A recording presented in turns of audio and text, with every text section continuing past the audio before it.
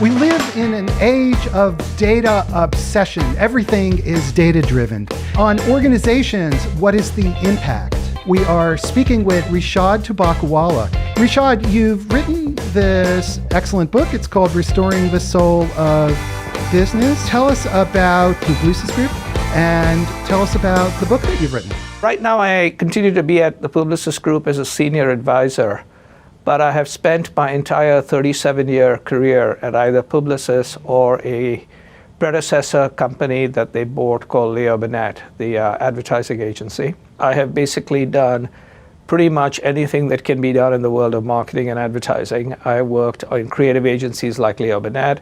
I have worked in media companies like Starcom and Zenith. I have been the chairman of big digital agencies like Digitas and Razorfish. I have worked in the corporate role as both the chief growth officer and prior to which I was the chief strategist of the Publicis Group. And I've also started a lot of companies for the company, small companies that scaled up into bigger companies like Starcom, IP, Giant, Step into New. So how did you evolve from being a data person to writing a book that, is it fair to characterize it as the danger of being overly obsessed with data? Is that a correct characterization? The book's central premise is that individuals, companies, and teams do best when you combine the story and the spreadsheet. So the spreadsheet of a business is the data of the business. Obviously, it's the P&L, the customer information, all of those things which are left brain, mathematical, computer-wise. The right side of the business, which I call the story of the business, is the purpose, the values, the meaning, the culture, the way people communicate in a business. And successful companies need to combine both. So when you basically tilt towards the left, and what I was beginning to see over the last 5-6 years, because of the prevalence of data, because of the rise of companies that were fueled by data, I was seeing businesses tilting more and more towards the spreadsheet versus the story. And I began to realize that there were three big problems because of that. The first was more and more of the employees of companies were getting disengaged because when decisions were being done by math and machine, they felt left out. That was number one. Number two is that because of that, people were starting to make big mistakes. For instance, Wells Fargo decided that opening accounts was what they needed to do. And so people began to open fake accounts. And at the same stage, now you understand that somewhat the same issues happened with Boeing when they had to get the 737 MAX, out there. So when you begin to have companies where it's all about let's make the numbers work or let's make the math have a decision, you also began to have stock market issues. So the company's market valuation dropped. And the third, from a societal impact, especially when you have larger companies like, let's say today, a Facebook, they focus so much on their own, I would say, results and of fixating on consumers, they forgot that they have societal impact, which is we are not just ingesters of things. We are citizens of countries. We are parts of community. And so there was this backlash against companies who were only focusing on the left brain, as there's been a backlash on Facebook, as there's been backlash on other companies. So my thought was, let's restore the order and recognize that it's about story and spreadsheet. And spreadsheet only doesn't work. On the other hand, we are living in an age of technology and data, and story only also doesn't work. And a company that is all story and all making up stuff without a spreadsheet is WeWork, right? So on one end, you can basically have all about, hey, this is the new world order, and it's all about community, doesn't work. Or spreadsheet doesn't work. So you have to combine the two. So the book is let's get back to combining the spreadsheet and the story, and that is what the soul of a company is. Spreadsheet, we can say, is data. Is there a word that you would use to sum up the story side? Humanity, human. The reason I believe that is the following. Data is very important as we live in a data-driven silicon and digital world. On the other hand, you and I, until the singularity, are carbon-based analog feeling people. We make decisions with our hearts, and we use numbers to justify what we just did. And as a result, the story part of it is what humans feel, and humans think, and humans hope. And therefore, I call the story part the culture of a company, the emotions of a company, and the talent of a company. Aren't businesses, managers in business to make money, and that's about it? There are two philosophies, and as you know, I am speaking from Chicago, and I'm a graduate of the University of Chicago Business School. And Milton Friedman famously basically said, the only reason companies exist is to maximize shareholder value, which was number one. And the Chicago School of Antitrust basically said, antitrust doesn't matter. The only thing that matters is whether it impacts the consumer badly or not.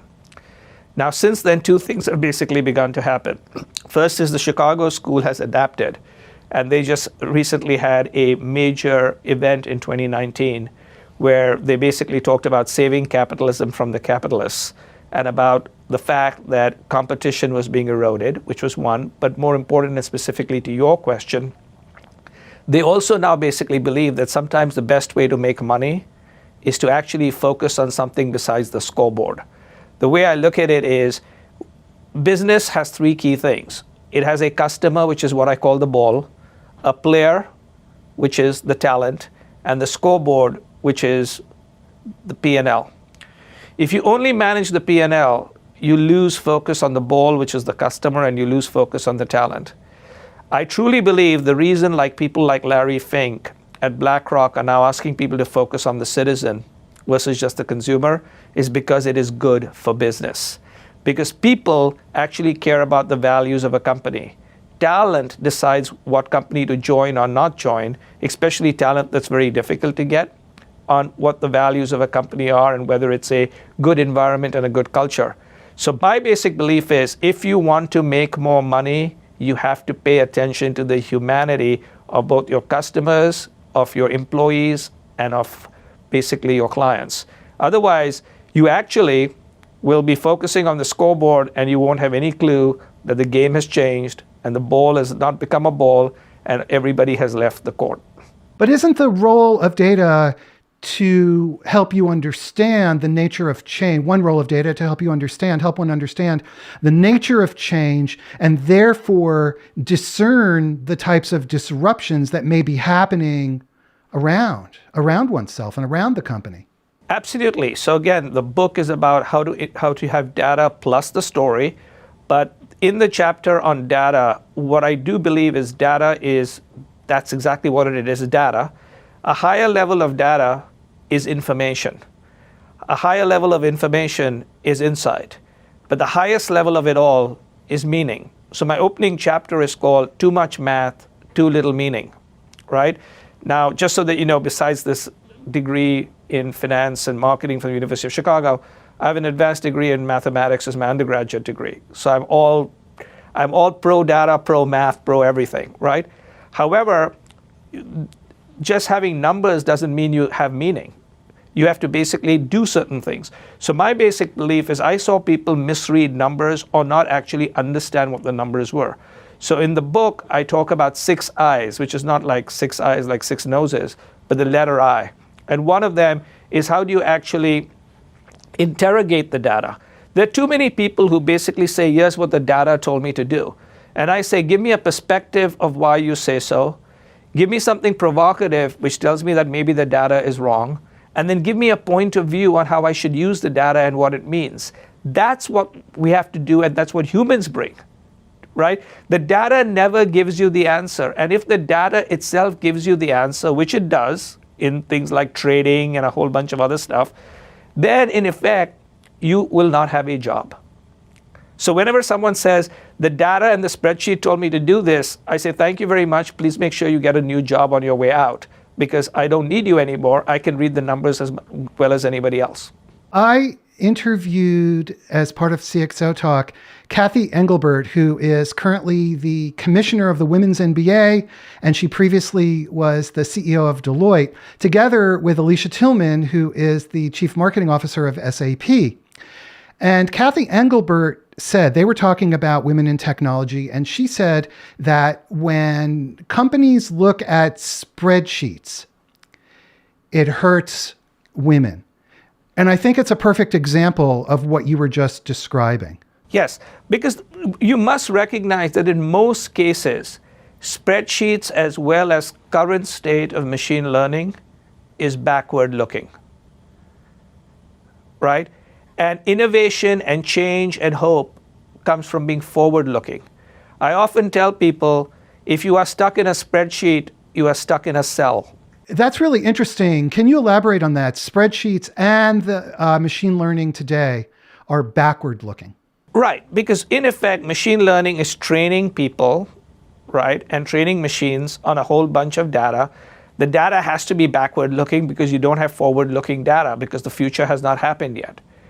So machine learning has two things. A, it's backward looking, and B, as was mentioned by, and I quote her in my book, but there was this lady who basically said that in many ways, an algorithm is nothing but opinions embedded in code, okay? And there are human beings behind this. It's not like some machine wrote the algorithm. So what you basically begin to happen is again and again you're seeing backward biases either because it's the past or the bias of the algorithm writer. And in the United States, the algorithm writer is more likely to basically be a young to middle-aged white man. And so to a great extent, we are embedding the dreams and hopes of the middle-aged white man, which is why they want to sit at home, watch television, and have food delivered to them. So you have lots of delivery services. This shapes so much of our world, and it's hidden. We don't see it. It is one of the key things that I basically, in my 6 eyes, in addition to sort of interrogating the data and interpreting the data and investigating the data, I ask people to do 3 other things. The first one is imagine if the data was wrong or what else the data is saying, which is bring yourself into it, which is number 1. Number 2 is please be inclusive. Get other people to look at the data.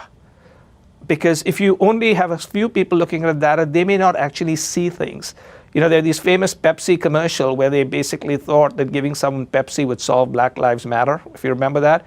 I have no doubt that everybody in the room either was Caucasian or if there were anybody who was African American, they were not given the opportunity to speak, right? So one of the key things I also talk about data, and the reason why diversity or inclusive is important, is we are living in a world which is multicultural, multipolar, and global, and we better get used to it. There's nothing you can do to stop it, right? But in that particular world, having diverse faces is not the same as having diverse voices. And a big part of it is because data can be used as a weapon, we have to be very, very careful. Because I know how powerful it is. My whole stuff is we have to basically include other things. Otherwise, it'll go rogue on us. We have a question from Twitter. Arsalan Khan makes the comment that a holistic approach to business is very important, considering the societal impacts.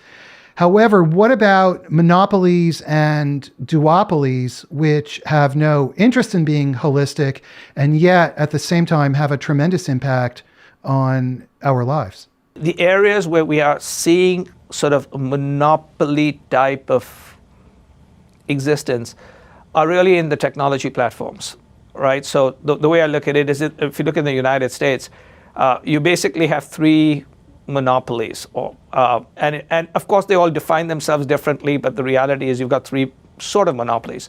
One is the monopoly of information, which is if you're looking for information, Google is the place you go.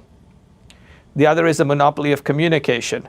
Because the FTC was asleep, you basically have Facebook, WhatsApp, and Instagram all owned by the same company, which is a monopoly of communication. The third is you're increasingly having in the United States the monopoly of transaction, which is Amazon, right? They can talk about what percentage they have, but as a book person, 55% of my sales and 55% of all books are sold through one person. If I can't keep the algorithm on Amazon happy, it doesn't matter what I did. That's a problem. That's a problem. So what happens is That is one of the reasons why you're beginning to have a backlash happening today, where people are beginning to ask what has happened with these platforms. Now, interestingly, inside these places, like for instance, inside Google, people themselves are protesting, right?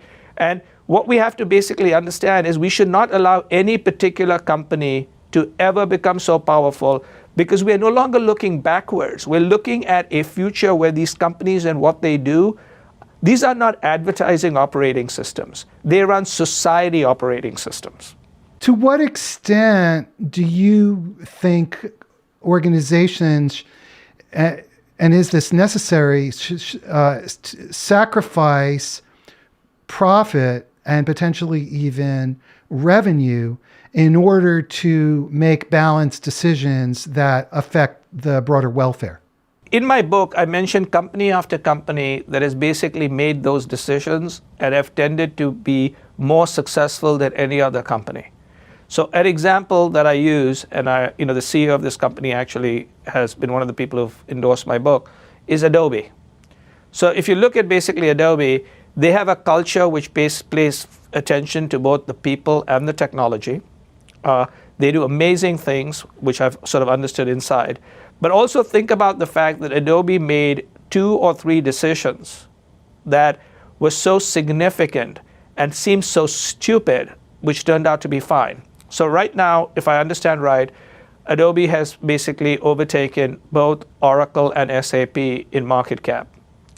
And if you think about it, 7-8 years ago, when they made a decision to go all in on cloud, their revenues fell and their stock price fell dramatically. And I think it was like $20, $25 or something like that. Now it's like 275, right? So my whole basic belief is the math told you not to do that.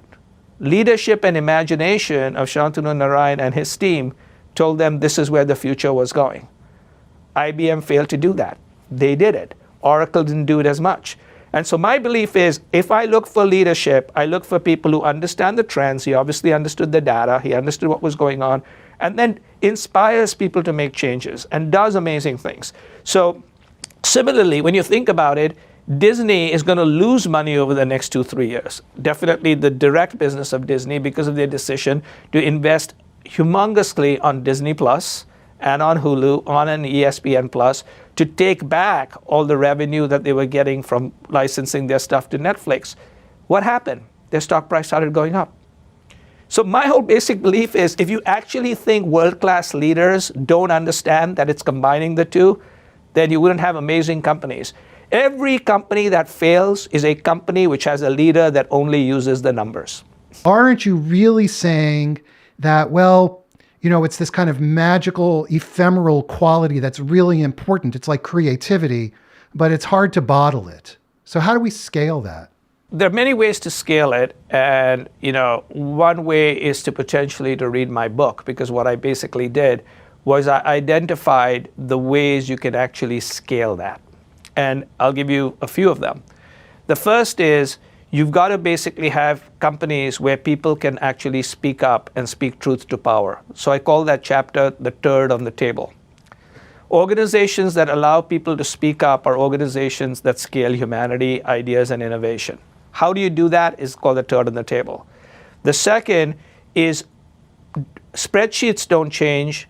And the entire idea, when people talk about I'm doing an M&A to change and transform my company, I say no. The only way you can transform a company is either you upgrade the people or you change the people, period, over and out. Everything else is a goddamn press release, right? And so what happens is, you have to realize that change sucks, that people hate change. So if you want to scale change, you got to begin and understand that change sucks and how do you manage change. So turd on the table is one. Change sucks is a second one. The third one, which we are failing to understand, which is my previous point, is all of society, and I watch what I eat and I exercise, but we're fixated on food and exercise. But what separates us from monkeys is not our goddamn stomach, it's our minds. So why aren't we thinking about something more than our physical operating systems? Why aren't we upgrading our mental operating systems? In a world where we're in the 10th operating system for Mac OS and the 13th one for iOS, how come human beings are barely at number 2? So another chapter is, how do you actually upgrade your mental operating system, which includes training. So my belief is turn on the table, change sucks, right? Upgrade your mental operating system are scalable ways the most successful companies have made change happen. Human beings scale and are more inspiring than any pile of data and numbers. And when you combine the two, they beat everybody. Just like take a great chess player with a machine, they'll beat any machine. Yes, the machine can beat the chess player today, but a chess player plus a machine will beat the machine. Upgrading the human operating system seems like a pretty large task, and there are entire, very large bodies of thought ranging from Hinduism to Buddhism, even Christianity. And I'm not meaning to take this in a religious direction, but my point is that making change is, it not only sucks, but it's really hard. And so in a practical way, what can business leaders do to help drive that kind of change at that level that you're describing? Basically say upgrading the mental operating system, because I'm not trying to upgrade all of humanity, which is a religious thing. So it's upgrading mental operating system. So in my upgrading mental operating system, I basically tell everybody, hey, look, these are the three key things you can do. Spend 1 hour learning every day, right? The world is changing so much. Most people are going to work for 50 years. Most companies last for 15. You'll outlast 3 companies. So the reality of it is if you're not investing in learning 1 hour a day, just like you're investing in exercising and fixating on food, you're going to be like outdated, number one. Number two is try to do one new thing every day. The only time we get alive is when we fall out of the itinerary of day-to-day rituals. Go to a new restaurant, walk in a different place, see something. And third, which is the most difficult and most important today because of technology's polarization, is build the case for the exact opposite of what you believe. I truly believe that if you cannot build the case of the exact opposite of what you believe, I don't think you even know why you believe what you believe. So those are 3 things that are just very simple. Anybody can do right away to upgrade their mental operating system. Similarly, when it basically comes to change sucks, first identify and recognize that change sucks, and therefore recognize it'll take much longer because you are dealing with humans. There's fast change. Fast change basically happens with fashion. Slow change happens with humans, right? And so one is talk to humans, repeat, figure out how that gets done. But most importantly is this: incentivize change behavior. Do not punish people when they change. What tends to happen is I see again and again companies basically talking about change and then incentivizing today's results, incentivizing people who run today's companies, incentivizing people who have power based on client relationships of today. If you want to do something different, don't put out a press release, change your incentive plans. In order to incentivize change, it means that leadership must have clarity about the nature of the change that they're trying to accomplish without mixed feelings about it. And this seems relatively rare. It is, because there are 2 things that they also need to do. So one is a very famous, the previous CEO of Best Buy was basically asked what his thoughts were about change management. And his answer was yes, right? And to a great extent, management, if they don't upgrade their own minds, they should get out. So in many companies, management is the issue. It's not the people, right? They lay off the people, but they don't know what they're doing, which is number one. Second is this, and I'm going to use a couple of mental health terms, and neither of them, when I use this, is to in any way think that these mental health things are not very important, but I'm going to use it because of a book that Andy Grove wrote. So Andy Grove wrote a very famous book called Only the Paranoid Will Survive, right? One of the reasons I think Intel has had its problems is because in a connected and collaborative world, it saw everybody as competition. You cannot, in today's collaborative, connected world, basically believe you can do it alone and have a hedgehogs or a porcupine strategy where everybody sucks, right? Microsoft used to have that till Satya Nadella came up and basically said, let's have a growth mindset and let's figure out that Windows is the past, right? And the cloud is the future. So what basically begins to happen is, one is don't think about paranoia. I believe, and this is the way businesses should succeed, is in the future, it's not the paranoid will survive, only the schizophrenic will thrive. And what I mean is you need to run two business models. Every CEO has to deliver enough numbers today in order to keep his job, keep the stock price up, and attract talent, without a doubt. But he also or she has to run a model optimized for tomorrow. The problem is those two models are very different. They require different people, different measurement systems, and different incentives. And what they try to do is they try to put them together, which means they don't do today well or tomorrow well, and they do this horrible slushy of ideas.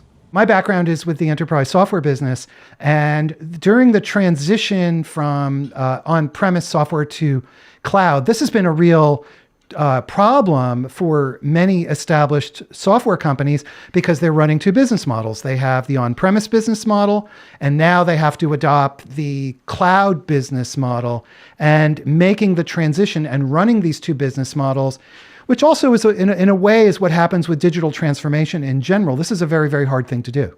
It is a very hard thing to do, which is why running it schizophrenically basically says it's so hard you have to be like mentally insane to a certain part, right? But you need two completely models, which sometimes means that you have a leader. Like, for instance, if you think about it, Satya Nadella ran cloud, right? And Steve Ballmer ran everything else. Everything else didn't work out that well. The cloud did.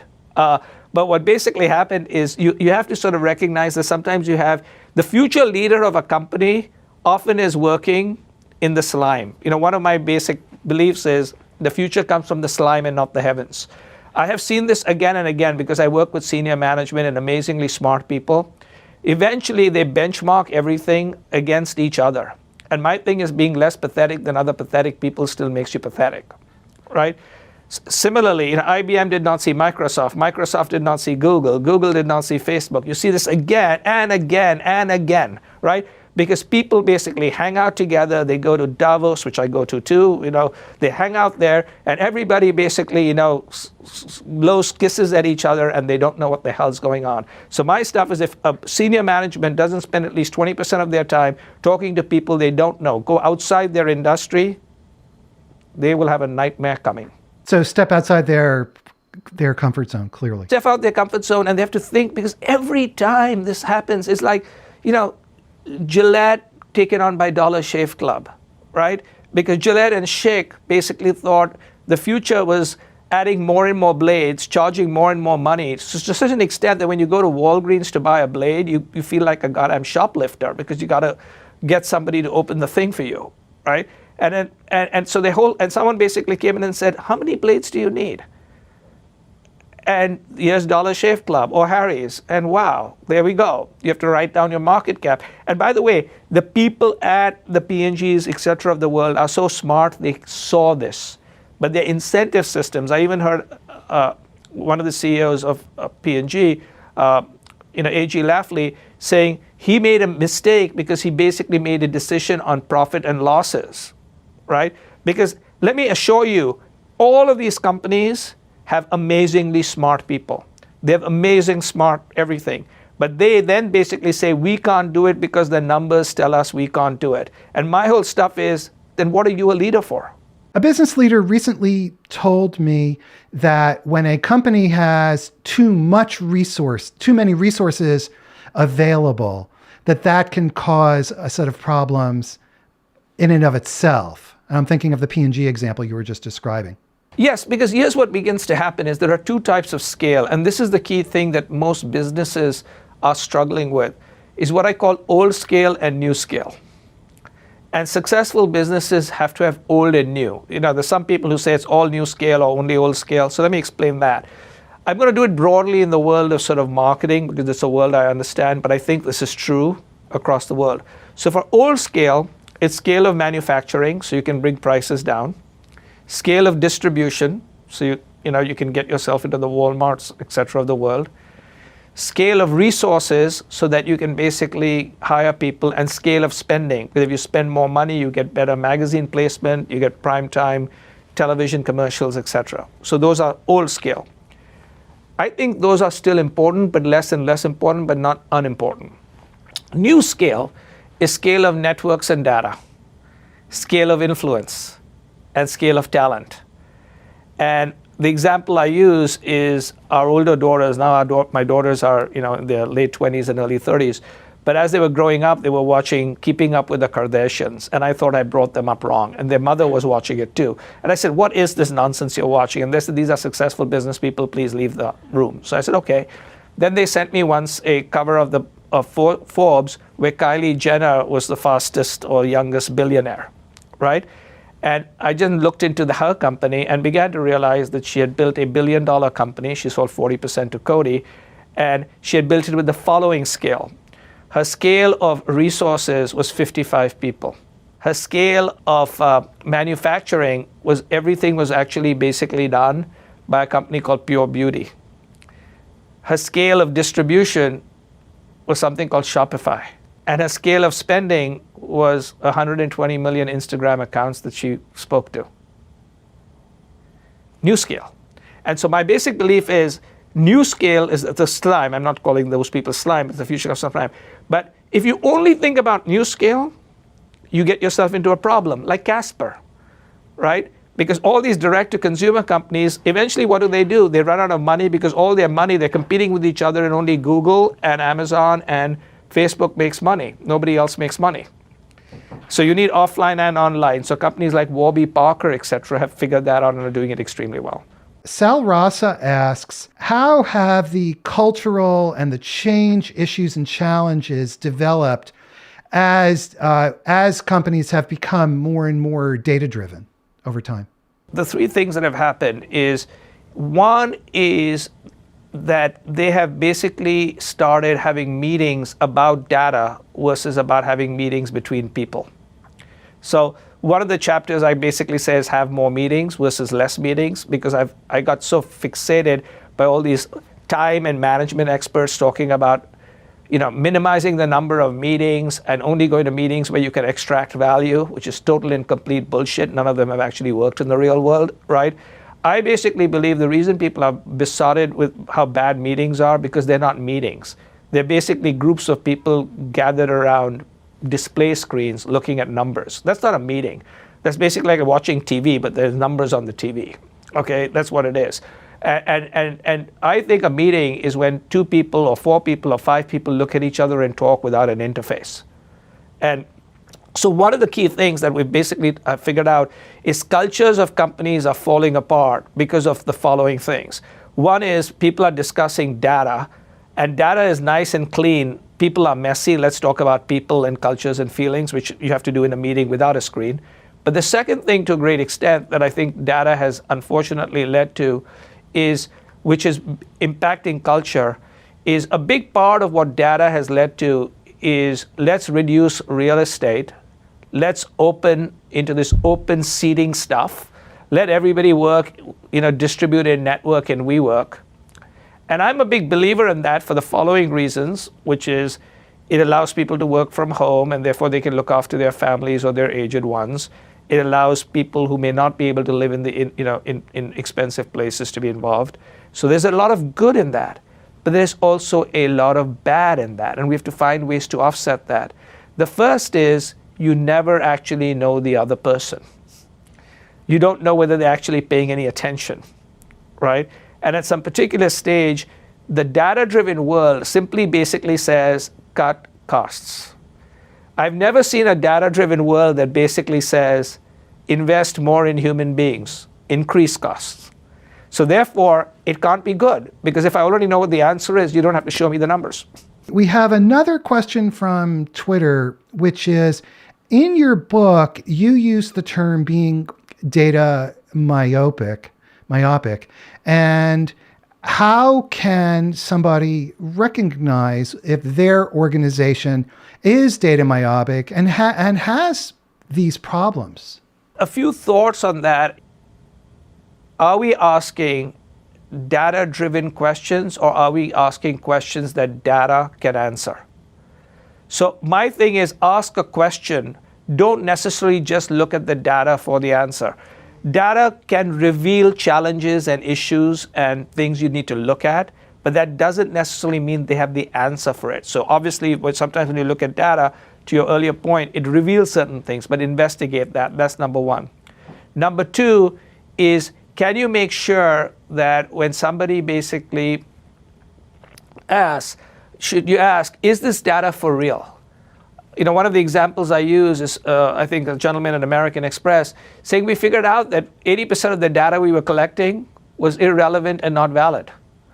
And in fact, the third thing I would basically say is make absolutely certain that if your company and the team around cannot add something more to the data than the data itself is another sign you're data myopic. And I always basically say to people, can you talk to me in English without a number? Why is all of this so important to you? You were a data-driven guy, a mathematician. Why is this so important? It was important because of the following reasons. The first reason it was important is my job is to help my clients, and my job is to help my grow teams. And what I was beginning to realize is my clients were making decisions that I thought were wrong, and I started looking to prove to them that I was right and they were wrong, and that was how I started. So first of all, it was like, hey, I got to keep my clients in business. This is what I got to do, which is number one. Not that they needed me, but just they need some advice, so I would give that to them. That was one. The second, it was this. I am fixated on the fact that successful companies only work because they've got a superior share of great talent. And there was a number I read, which is in the book, which is 56% of people in the United States are not engaged at work. And so my thing is, if we can improve that 56%, isn't that better than almost anything else we can do in cost savings and other kinds of stuff? And what I realized is the reason the 56% was not engaged at work is because either that all agency had been taken away from them because they were just reading data.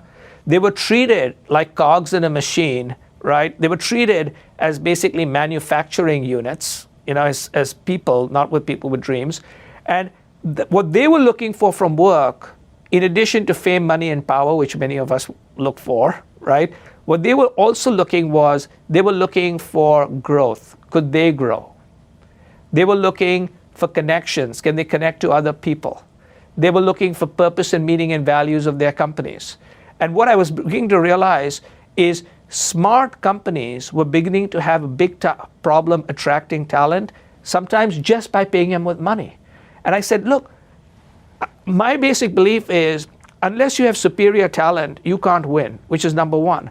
Number two is companies that combine are doing better than companies that are not combining. So in both cases, fixating on data hurts my own company because we lose talent, or my clients get hurt, and therefore eventually my company will get hurt because we only get paid by them.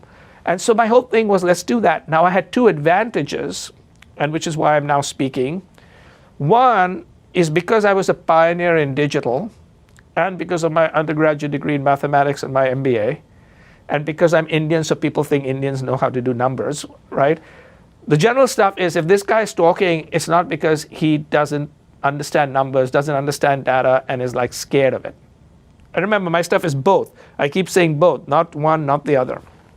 The second is over time I became senior enough and got enough of a reputation, and now I'm in a particular place, especially now that I'm an advisor, I can say what I think and nobody can basically fire my company. They can fire me, but I'm a company of one, which is fine. I'm already fired, right? So you don't have to worry I'm not fired, but you understand. But what tends to basically happen is that there was a voice, and I was beginning to realize that this is not necessarily my voice.